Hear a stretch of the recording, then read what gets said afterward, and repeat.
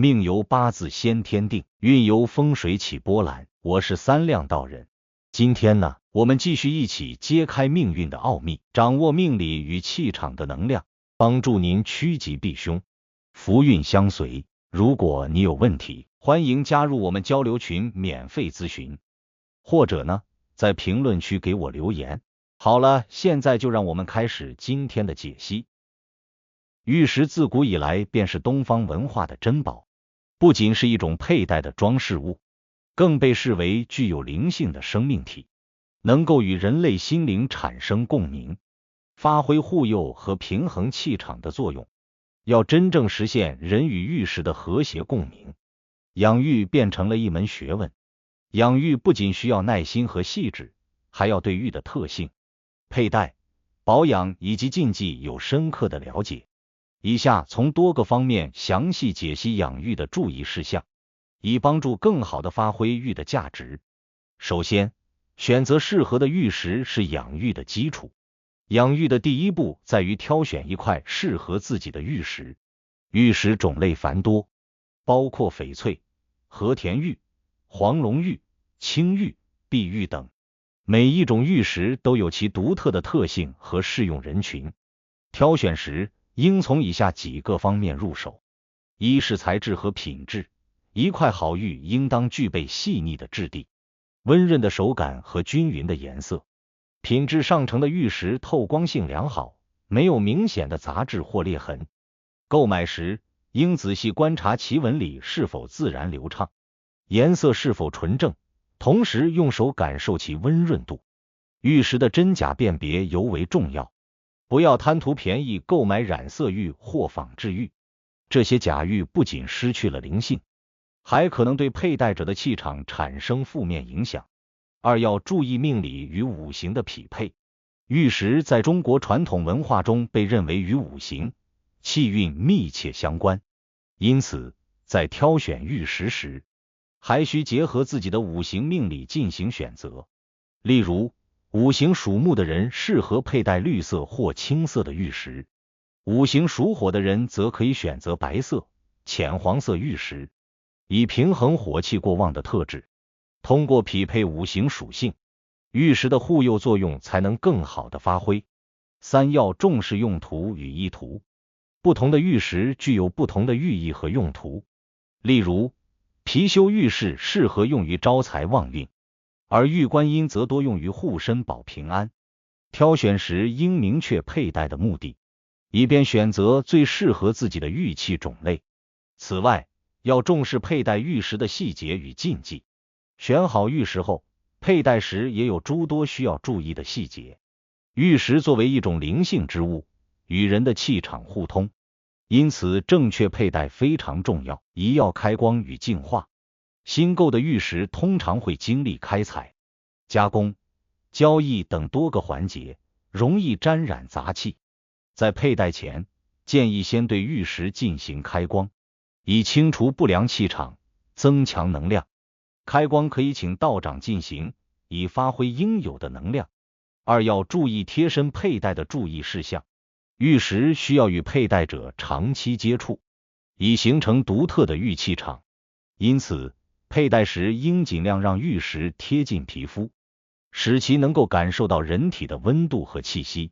然而，也要注意避免玉石直接接触汗水、化妆品等化学物质，以免其表面受到腐蚀或污垢堵塞。三要注意特定场合的佩戴禁忌。并非所有场合都适合佩戴玉石。在剧烈运动、烹饪、洗澡或游泳时，最好将玉石取下妥善保管，以避免因碰撞或接触高温而损坏。特别是游泳时，含有氯化物的水对玉石表面可能产生不可逆的伤害。另外，要重视保养。玉石的光泽和灵性需要通过精心的保养才能得以维持和提升。保养不仅是对玉器的外部护理，也是对其内部能量的保护。首先要定期清洁。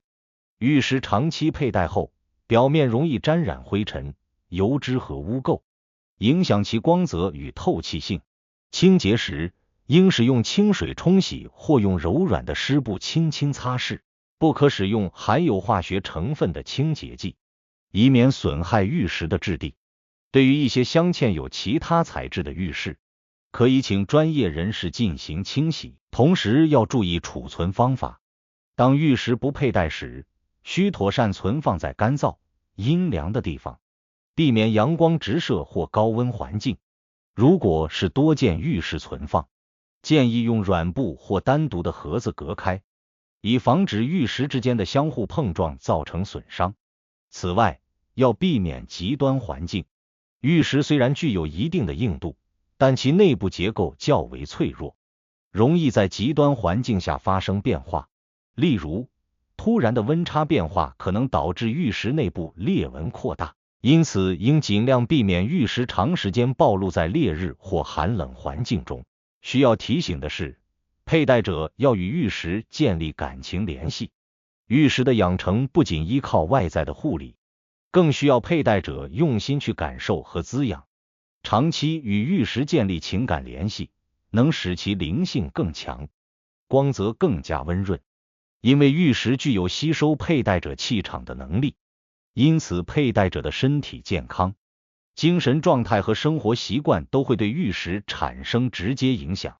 健康的身体和愉悦的心情能让玉石更加通透灵动，而长期处于焦虑、疲惫或低落状态，则可能使玉石失去光泽。此外，要避免随意转借玉石。玉石的灵性需要与佩戴者相契合，频繁更换佩戴者可能导致玉石的能量紊乱。因此，无论是贴身佩戴的玉石还是家中的玉摆件，最好不要轻易借给他人使用。另外，如果玉石破裂，要妥善处理。传统认为，玉石破裂可能是为佩戴者挡灾的表现，这时应妥善保管破裂的玉石，或请专业人士修复，不可随意丢弃，否则可能对佩戴者的运势造成影响。同时，需要重视的是，除了贴身佩戴，许多人也喜欢在家中摆放玉器来招财辟邪或增强气场。这类玉器的养护同样需要用心。首先，摆放位置的选择很重要，玉器摆件应放置在干净、整洁的地方，避免被杂物遮挡。例如，貔貅玉摆件适合放在客厅靠近大门的位置，以吸纳四方之财，而玉葫芦则可以放在卧室，增强夫妻感情与健康运势。其次，要进行定期的净化与充能。家居玉摆件与外界接触少，但长期处于室内环境中，也可能受到气场的影响。定期用清水冲洗摆件，或放置在阳光下充能，可以让玉器恢复其能量。传统认为，养玉的过程实际上也是一种修身养性的修行。玉石需要时间和精力去滋养，其光泽与灵性会随着佩戴者的耐心和爱护而逐渐提升。一个经过多年养护的玉石，不仅会展现出更加温润的质感，也能散发出更加独特的灵光。总之，养玉并非简单的佩戴与保养，而是人与玉石相互滋养的过程。通过挑选合适的玉石，注重佩戴细节，精心保养以及建立情感联系，玉石才能真正发挥其护佑与提升气运的作用。养玉之道也是修心之道，愿每一位爱玉之人都能在这条道路上收获平安与幸福。